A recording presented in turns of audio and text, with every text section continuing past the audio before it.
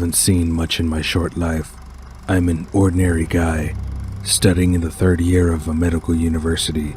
Recently, I've witnessed some inhuman events, which I don't even know how to describe. They turned my whole idea of life, and the people who appear in it, upside down. I never thought that I would communicate with a freaking beast in the likeness of a man, but it happened, and my story will be about an internship in our city morgue. This old building, which hadn't been repaired for a dozen years, was located next to the regional hospital, or to be precise, behind it, and anyone walking would never notice it, even if they stared intently in that direction. I suppose it's logical that I studied at the university as a pathologist. It's a long story why I went to study such a strange or maybe even terrible craft.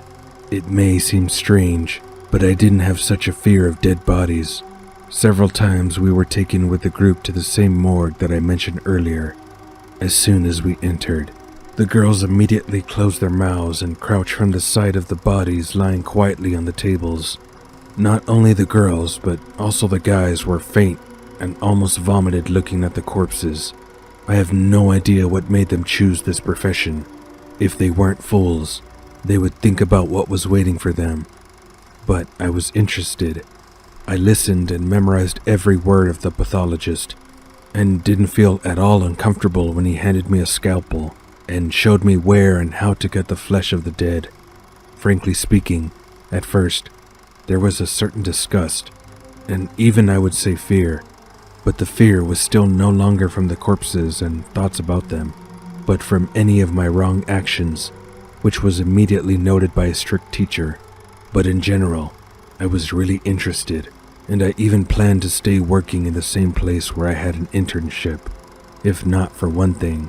A stern but fair-minded man in a slightly blood-smeared apron was sitting on a chair next to the autopsy table when the heavy metal door creaked, and I entered the morgue.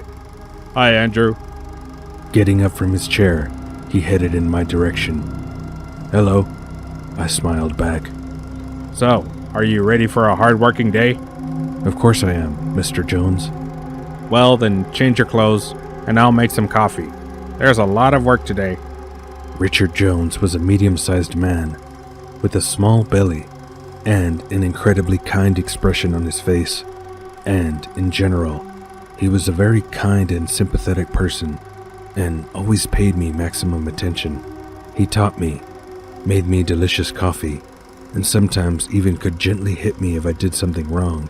I changed my clothes and went into our so-called workspace. Well, that was fast. His gruff voice echoed through the room. The coffee is ready. Go get it. He lit a cigarette and sat down in the same chair. It's a terrible night, he muttered softly. In the morning, 3 bodies were brought. 2 pensioners from different parts of the city. There they are. One had suffocated at home. Apparently, the old idiot turned on the gas and went to bed. Luckily, the neighbors smelled the gas right on time. Otherwise, we would have much more work today. That's horrible. And who were the others? A woman over there was hit with a car. Her hands and feet were turned in the opposite directions. We are to make her look more or less fine so they could put her in the coffin. I was always shocked by such conversations with him. Well, that is, this work, even for me, became so common that we quite calmly talked over a cup of coffee, how someone was torn apart, and sometimes even joked. My teacher loved black humor, and I got accustomed to it. And I feel sorry for that girl. He interrupted my train of thought. Those 2 were already getting old and were already getting ready for death. The girl was brought here just before you arrived. She was only 20 years old. The police said that she took a lot of pills. That's because of her boyfriend, as soon as I've heard it. 20 years is not a child anymore. Usually, people understand that it's better not to eat a lot of pills. Only God knows what they have in their heads. Alright, enough talking. Let's take a look at the girl first. Write the protocol. The corpse of a young girl, of the right build. Rigor mortis in all muscle groups is expressed satisfactorily. Those were the words my working day began with. By the way, it was much shorter for me than for Richard, because I was just studying. and he sometimes even stayed here until the night. In general, it was a regular day of internship. I wrote the protocols and closely watched the work of a colleague. I've also conducted an autopsy of a 67-year-old man who suffocated with gas under his strict control. Having eaten some delicious burrito, which Mr. Jones kindly treated me to, I looked at the clock. The hand was already approaching the number 5. That was the time I usually went home. Having finished with the old man, and having listened to Mr. Jones' praises, I went to change my clothes, and even then I noticed how strangely he was looking at the corpse of the girl. He was walking around her as if examining. "Is something wrong?" I asked him. He hesitated, then answered, No, everything is fine. I forgot to tell you a couple of details to write in the protocol. I'll add them on my own. "Well, then I'm off." Yeah, goodbye. I left the morgue and went home. It was already beginning to get dark. Winter was coming, so it was getting dark early, and I was still on my way home when the street lights in our yard lit up. It was only when I reached the entrance that I didn't feel the backpack on my back. Damn, I must have left it in the morgue. What a bad memory I have. There was the phone and the keys to the apartment in that backpack. I sat for a while on the bench near the entrance and decided to go back. I have no idea why I was having doubts. Apparently, fate decided to give me a chance, but I missed it. After that, I took the bus to the morgue. When the building was already in front of me, I decided to quietly go in, pick up my things, and go home, so as not to distract people from work. But something went wrong. As soon as I entered the morgue, I heard a sound from the hall where the tables were standing. "Finally, I'm fed up with old people. It isn't possible." Perhaps he was saying something else, but that was all I could understand.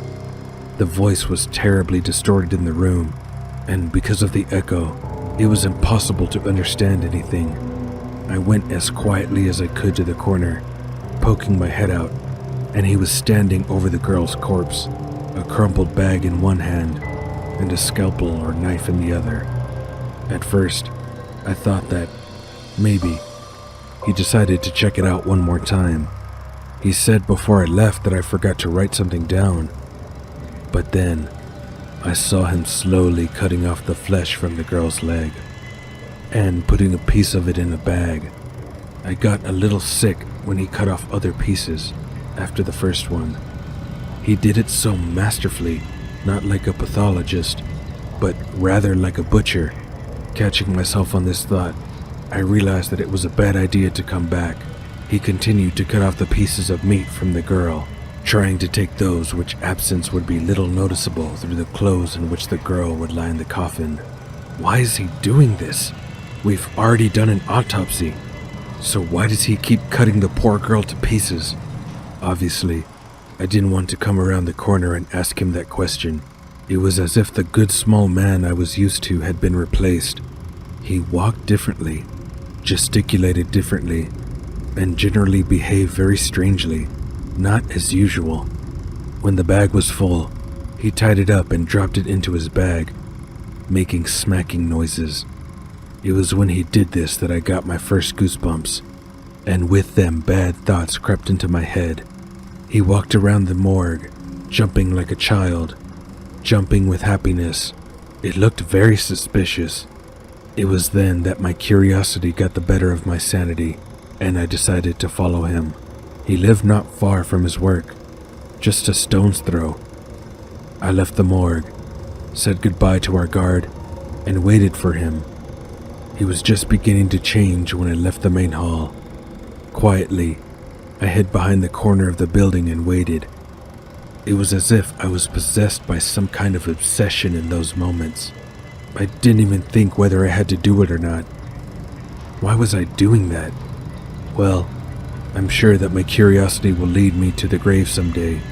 After about 20 minutes, the pathologist left and, closing the door, shouting something to the guard, walked with a cheerful gait in the direction of the main exit from the hospital.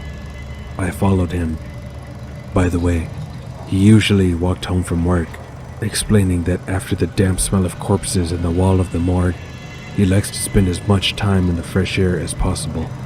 I followed him for a short time, 15 minutes or less, and finally, he went into the shabby entrance of a 2-story apartment building and disappeared into its darkness. It was extremely easy to determine which apartment he lived in, as a light bulb flashed in one of the first-floor windows, and through the smoke-brown curtain in the kitchen, I saw his silhouette. He went into the kitchen, rummaged in his bag for a few seconds, and put the same package in the basin on the table, and went into the other room. He switched on a light in the next window. In general, he was wandering from one room to another for a few more minutes. I couldn't see what he was doing there. I sat under the window in the kitchen and barely leaned out to watch. One piece at a time, he took the meat out of the bag and washed it under the tap. He was standing right next to me, with only a thin pane of glass between us. He cut the meat on a board with a kitchen knife, put the pan on the gas, and put the meat in it. Only then I realized what was going on. The pathologist cut off the body parts and cooked them at home. Even then, I almost threw up from what I saw, only because of the thought that he was probably going to eat it now. The urge to vomit was getting closer. Despite this, I continued to watch him. He carefully turned the pieces of meat with a spatula, sprinkling them with salt and spices. He was humming something under his breath. I could hear it clearly, and suddenly, he turned in my direction. I immediately crouched under the window so that he couldn't see me. The old man opened the window, and a smell crept out of it. The smell of roasting meat. From this scene, I got goosebumps all over my body. I didn't understand how this was possible, and have already regretted several times that I had followed him. But on the other hand, I would have continued to work with a monster, and nobody knows how it would all end. Then there was something that was forever deposited in my memory. I watched him like that for some time, exactly until he laid out his culinary masterpiece on a plate and left the kitchen. Unfortunately, I didn't hear him, and it was too late when I felt the approach of another person. He left the apartment and came to me. Before I could turn around, I got a spray of pepper right in my face. Pretending to be a spy. Get over here, damn boy. You thought I wouldn't see you? He roared like an animal. I coughed horribly, almost spitting out chunks of my lungs. When I felt him grab my arm, I tried to get free, but all my attempts were in vain. I was totally disoriented. He was dragging me up the stairs like a really naughty puppy. That same smell of roast meat was getting stronger, and I found myself in his apartment. Based on what he was doing and who he was, I understood what was waiting for me in the near future. What the fuck are you doing here? Explain it to me, he shouted, throwing me to the floor. Have you been following me? No, I was just passing by. I saw your silhouette in the window. You would have knocked on it, or come to visit. You had been sitting and watching. He understood that I knew the whole truth. It was obvious, and my stupid excuses didn't interest him at all. I struggled to open my eyes. The first thing I saw was a corridor, the usual corridor of an old apartment. Everything was muddy. My eyes were terribly watery, and he was standing right next to me, not moving away. After a couple seconds, I saw him open a locker and take out a rope, and then he tried to tie my hands. I tried to resist, but a good blow to the face calmed me down a little. My ears rang, and I felt my hands being tied tightly with a rope. Get up, puppy, he growled again, trying to pull me to my feet, and then I was completely overcome by panic. Mr. Jones, let me go. I really won't tell anyone a single word. You'll never see me again. Did you like that burrito? He asked me suddenly. I immediately remembered the same burrito that he had treated me with in the morgue, and I threw up. Remember that drunk guy who was beaten to death a couple of days ago? That was him. he said with a weary smile and sat me down on a stool next to the kitchen table. What are you puking about? It was delicious. You said so yourself. He was just incredibly creepy. He was constantly baring his teeth as if his face had been replaced. And the voice too. He examined me, groped me like that poor girl lying on the table in the morgue. Let me go, please. Knowing what was waiting for me, I begged him, but he was unwavering. He sat down next to me and began to devour what he had prepared. Devour is the most suitable word in this case. He stuffed a mouthful of human meat, barely managing to chew it. I turned away so I wouldn't see the horror, and I threw up on the floor again. Y'all clean it up. Chewing, he shouted and grabbed my head with his hand and began to examine me. So. It is necessary to kill you rather that you wouldn't do anything superfluous. You are so young, so strong. You know, I've got an idea. My friends and I will roast you on a spit. Your friends? I thought, wiping vomit on my shoulder. This is going to be a holiday, he said, grinning nastily and drooling, and I was shaking.